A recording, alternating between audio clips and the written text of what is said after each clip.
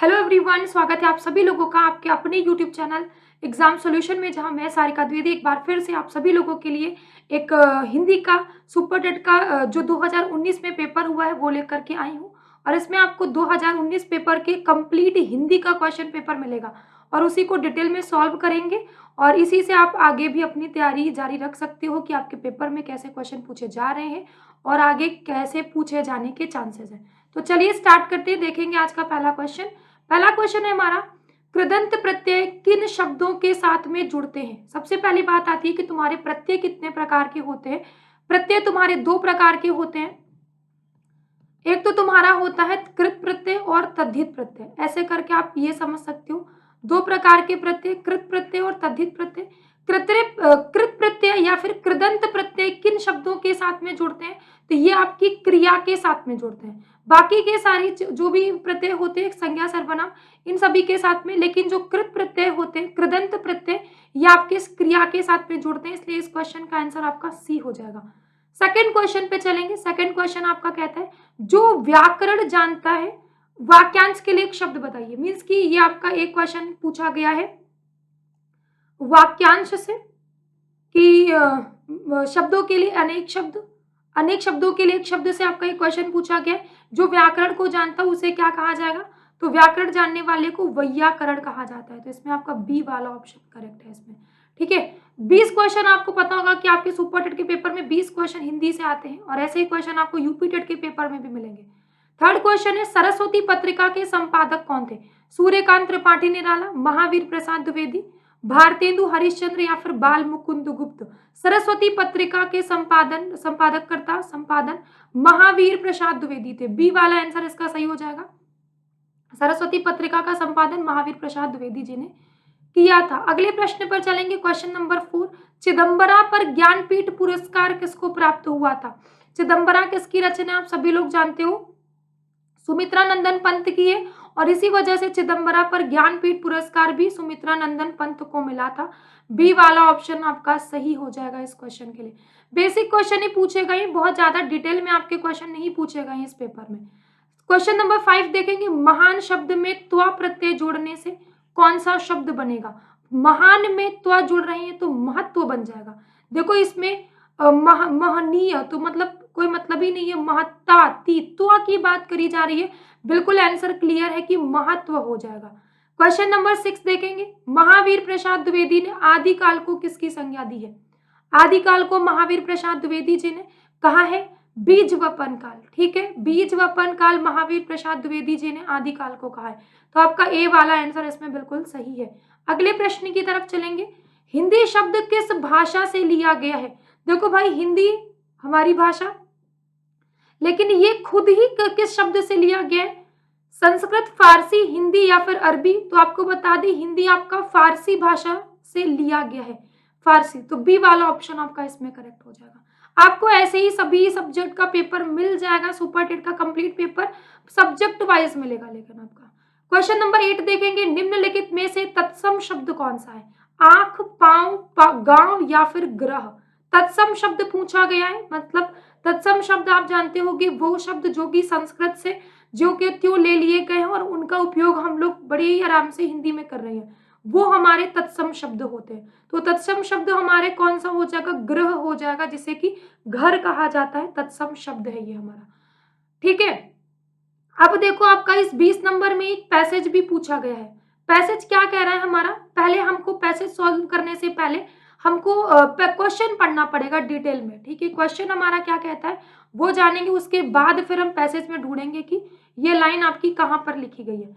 हमारे जीवन का अभिन्न अंग किसे बना लिया है, सॉरी, हमने अपने जीवन का अभिन्न अंग भाषा को, पाखंड और दिखावे को, निष्ठा एवं विश्वास को या फिर सरलता को। तो यहाँ पे हम देखना शुरू करेंगे, हम सब या इसलिए सरलता से कर लेते हैं क्योंकि आज पाखंड और दिखावा हमारे जीवन का अभिन्न अंग बन गया है। तो हमारे जीवन का अभिन्न अंग, देखो अब ऐसा नहीं है कि हमें पहले से ही इसका आंसर पता था। अब इतना बड़ा पैसेज देखने पर दूर से ही आपको पाखंड और दिखावा, क्योंकि यहाँ पर ऑप्शन देख रहे थे तो इसी को पूरा लाइन पढ़ने पर हमें पता चल गया कि यही वाला आपका आंसर है। ठीक है, तो आप ऐसे ही जो है शब्द को सेलेक्ट करना है। आप कहीं पर भी देखोगे उससे रिलेटेड हो सकता है वहां पर आंसर ना मिले, पर एक बार आप पढ़ लिया करो कि उस लाइन पर क्या मतलब निकल के आ रहा है। अगला क्वेश्चन देखेंगे, क्वेश्चन नंबर 10।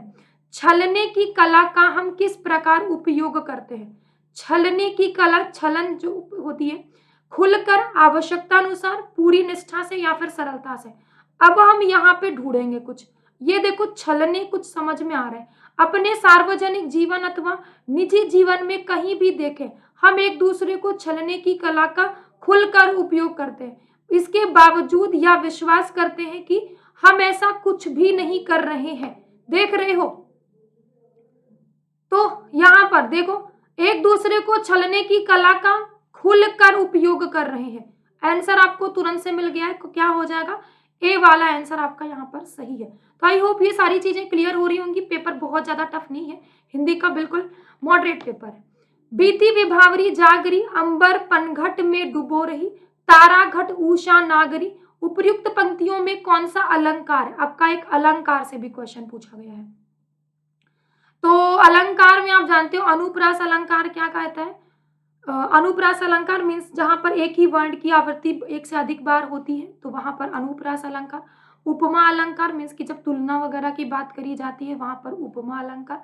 अन्योक्ति मतलब अन्य से ही, और रूपक मतलब भेद करना, समस्या हो जाए उसी को ही मान लिया जाता है।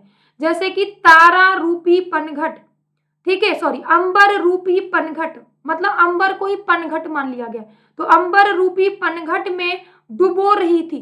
तो यहाँ पर आपको बिल्कुल क्लियर हो रहा है, रूपक अलंकार यहाँ पर समझ में आ रहा है, तो डी वाला आंसर यहाँ पर क्लियर सही है।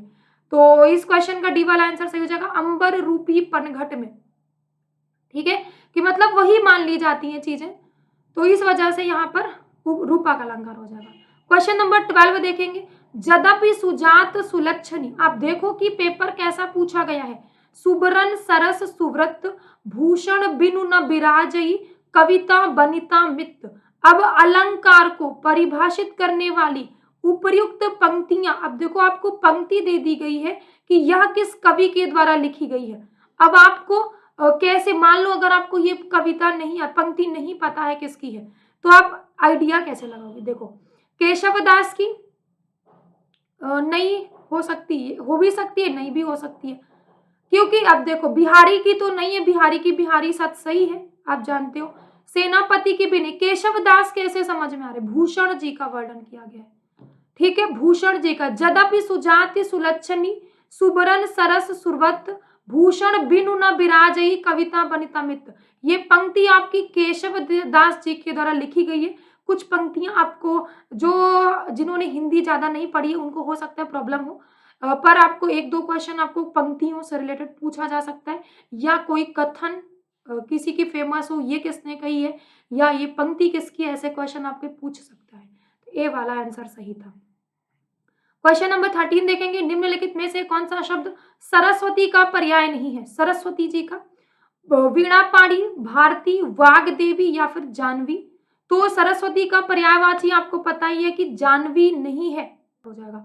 अगला क्वेश्चन देखेंगे, क्वेश्चन नंबर 14। मैं, हम, तू, तुम आदि शब्द हैं। कैसे शब्द हैं? मतलब सर्वनाम को पहचानना है, सर्वनाम से भी क्वेश्चन।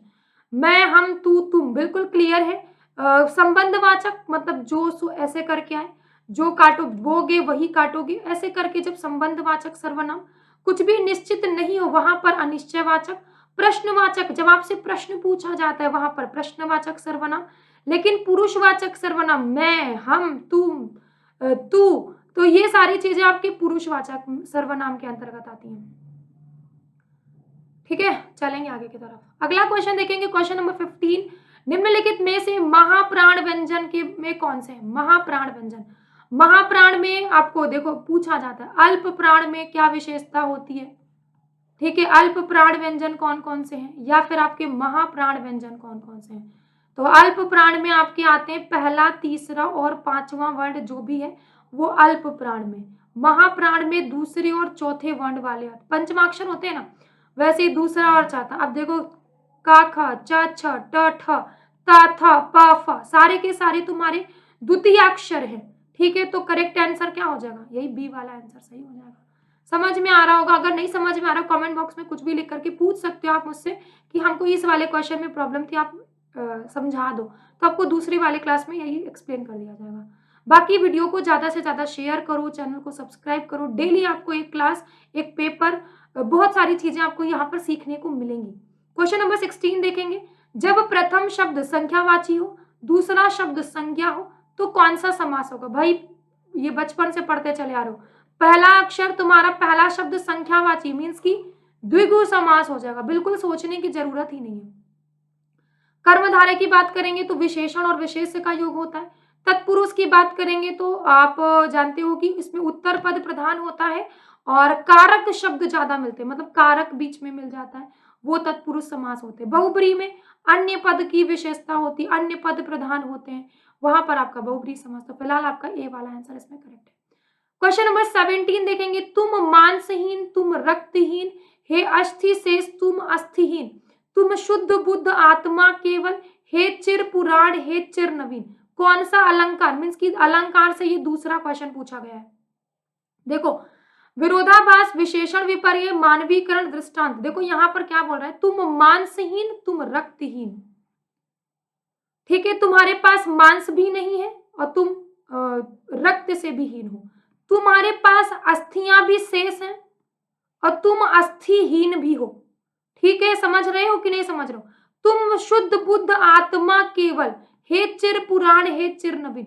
विरोधाभास मतलब एक चीज का विरोध भी हो रहा है, दूसरी चीज बताई भी जा रही है। तो यहाँ पर कौन सा अलंकार हो जाएगा? विरोधाभास अलंकार होगा। ए वाला ऑप्शन यहाँ पर करेक्ट है।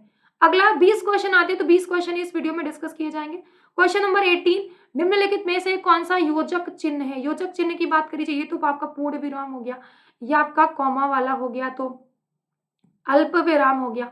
ये तुम्हारा योजक चिन्ह यही है, डैश को बोला जाता है योजक चिन्ह, और ये तुम्हारे उद्धरण चिन्ह हो जाएंगे, इन्वर्टेड कॉमा को बोला जाता है। तो आपका इसमें सी वाला आंसर सही है। क्वेश्चन नंबर 19 देखेंगे। बुद्धिमान शब्द किस संवर्ग में है? बुद्धिमान की बात करी गई है। संज्ञा है, सर्वनाम है, विशेषण है या फिर अव्यय है? क्या हो जाएगा? बुद्धिमान। जैसे अच्छा कैसे पहचानोगे? बुद्धिमान के आगे कोई शब्द लगा करके देखो, बुद्धिमान व्यक्ति, तो व्यक्ति की विशेषता बता रहे हैं ना बुद्धिमान, तो क्या हो जाएगा? बुद्धिमान तुम्हारा विशेषण हो जाएगा। बी वाला ऑप्शन आपका करेक्ट है। ठीक है, अगले प्रश्न की तरफ चलेंगे। क्वेश्चन नंबर 20, कवि का स्त्रीलिंग रूप। बहुत बार एग्जाम में क्वेश्चन पूछा गया, इंपॉर्टेंट भी है। कवि का जनरली ये पूछा क्यों जाता है? क्योंकि इसमें कवियत्री ही लोग लगा देते हैं, बट इसका ये आंसर नहीं है। इसका आंसर है, इसका स्त्रीलिंग कवयित्री होता है, जिसकी वजह से ये वाला क्वेश्चन थोड़ा सा अलग होकर के लोग गलतियां ज्यादा करते हैं, इस वजह से ये एग्जामिनर क्वेश्चन पूछ लेता है। तो आपका सी वाला आंसर इस क्वेश्चन में सही थे। ये था आपका सुपर टेट का। ठीक है, सुपर टेट का जो 69,000 वाली भर्तियां आई थी 2019 का हिंदी का पेपर, आपको पता है आपके हिंदी में 20 क्वेश्चन पूछे जाएंगे इस बार भी। तो ऐसे ही आपको पेपर मिलेगा और आपको बहुत पूरा कंप्लीट पेपर करवाया जाएगा। आपको साइंस की भी क्लासेस मिलेंगी, आपको संस्कृत का भी पूरा पेपर करवाया जाएगा, आपको जीके जीएस का भी पेपर करवाया जाएगा। तो बने रहिए आप हमारे साथ में। चैनल को सब्सक्राइब नहीं किया तो